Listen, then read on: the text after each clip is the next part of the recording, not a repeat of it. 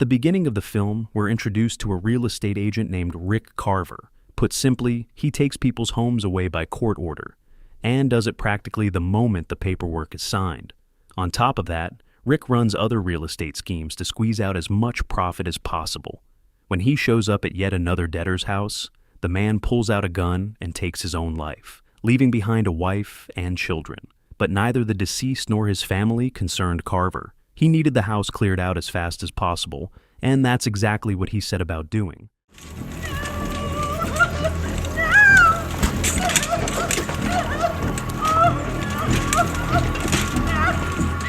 A friendly neighbor named Dennis Nash works in construction. He's skilled at a lot of things and does solid work, but in the middle of another project, he learns he isn't going to get paid. It means we don't get paid. For the last 2 weeks, we've been working for free. All this, from roof to cement, is for nothing. The client was denied a construction loan, so the build had to be shut down. 2 weeks wasted. Meanwhile, Nash has a loan of his own to pay off. He mortgaged the house, and if he falls behind, it'll be taken for the debt immediately. When the financial trouble started, Dennis went to the bank, and they deliberately gave him terrible advice. Unfortunately, he didn't have Spider-Man's sixth sense, so he couldn't spot the con.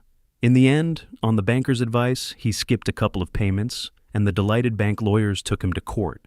Nash came to the hearing with his son, Connor. He tried to explain to the judge how much the house meant to him, and that he was ready to start making payments again if they'd just let him keep it. But the judge was unmoved. He hears a pile of cases just like this every day, and every one of them comes with its own excuses.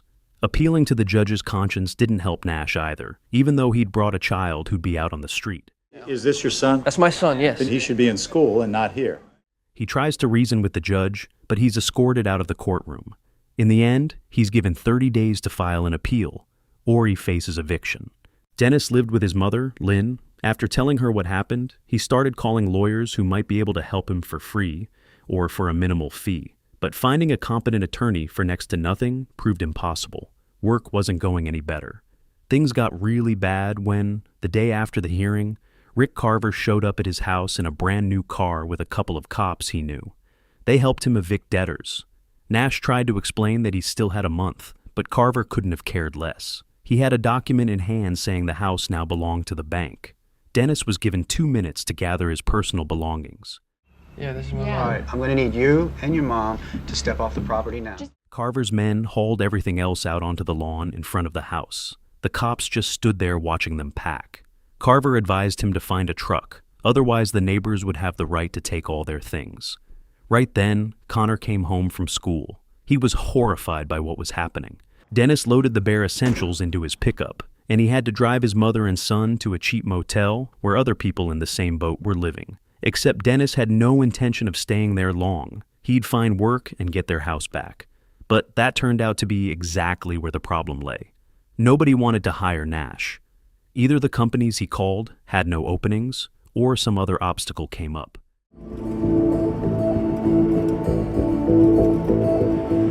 When he got back, he discovered that some expensive tools he'd bought for the construction job were missing. Nash figured out that one of Carver's workers had swiped them. He drove to the realtor's office to sort it out and nearly started a fight there. That's when Carver showed up. As it happened, he urgently needed men, and he offered Nash a quick $50. At first, Nash was furious, but he was out of options, so he headed to the job site. When he got there, it became clear that $50 wasn't going to cover it. The homeowners, who were also facing eviction, knew their house was about to be taken, so they had deliberately wrecked the plumbing. Now, every room was flooded with sewage. Carver's guys weren't about to clean any of that up, but Nash got to work. For $250, he agreed to shovel out the mess. It was rough going since the stench in the house was unbearable. Rick promised to pay and didn't stiff him. Coming back to his family with money, Nash made his son and mother happy. Soon after that, Carver called Nash out to his own house to deal with an electrical problem. When he pulled up to the place, he saw an enormous mansion with a gorgeous view. Nash handled it quickly, and Rick realized this guy could be useful. He offered him a job. Nash started doing all sorts of work around the house. Carver was willing to pay well, but there'd be plenty to do. While they were driving through a residential neighborhood, Rick noticed one of the debtors siphoning water and electricity from the house next door, whose residents had already been evicted. He confronted the homeowner and told him to stop. Nash knew the guy. Their kids were friends. What's more, Frank Green had been in court the same day Dennis lost his home. He could lose his own house any day now. So he unplugged the extension cord and stopped stealing the electricity. When they arrived at a new job site, Nash received a check from Carver for $3,250, an amount that would help him enormously. In the backyard, he gets a short lecture from the realtor, who explains to him that stealing is wrong. But Nash points out that he's never stolen anything, and the realtor replies, "Falling behind on your mortgage is the same as stealing." In the end, Dennis agrees to work for Carver full-time. At first, he was just stripping air conditioners out of foreclosed homes, along with pool pumps. He brought a buddy along to help. Without that equipment, the bank has a harder time selling the house. Carver used this to line his own pockets, and that's where Nash's cut from each house came from, too. On top of that, he'd drive out to homeowners to inform them they'd be evicted soon. He'd pitch Rick's company's services, but most of the time, he'd get told where to go, though there were some who agreed to cooperate. This work stuck in Nash's throat. He'd lost his own home not long ago, so he understood perfectly well what the people he was serving notice to were going through. But he needed the money to get his own house back, which meant he'd have to swallow it and keep doing the thing that paid. After a while, Nash shows Carver what he's managed to pull out of those houses. The air conditioners and pumps will bring the realtor more than $25,000, of which Nash will get around $6,000.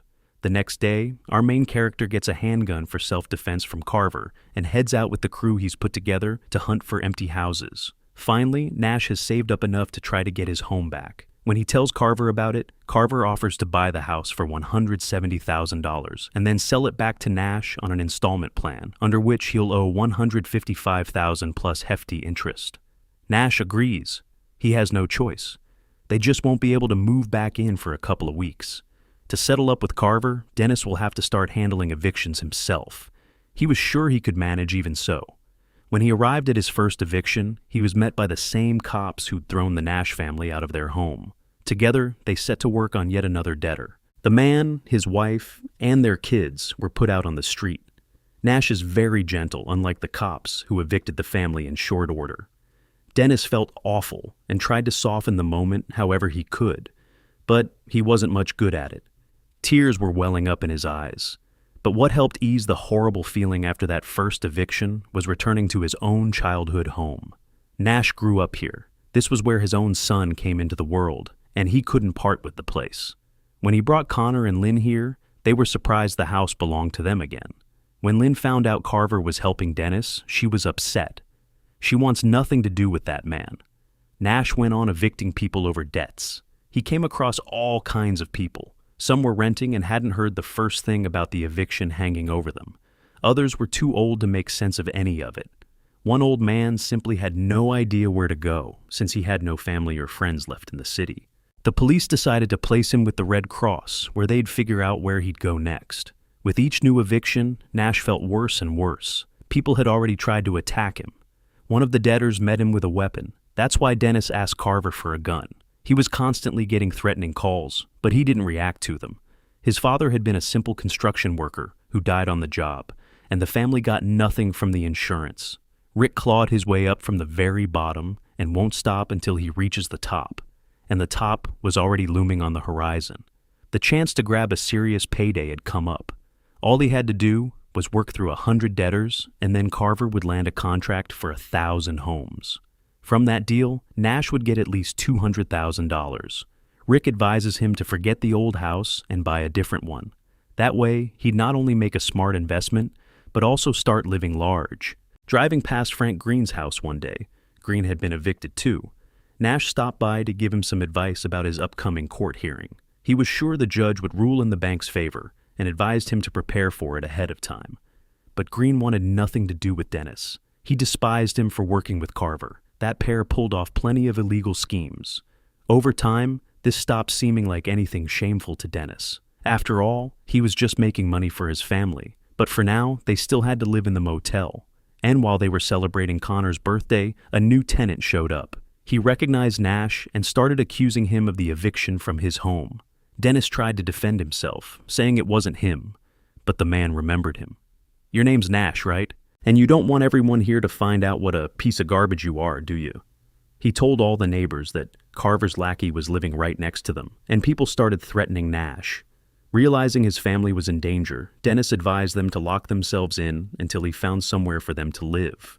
Meanwhile, as he and Carver fly over a large residential complex in a helicopter, the bank's representative realizes they've been deliberately stealing the air conditioners and pumps, and says, "There won't be a deal."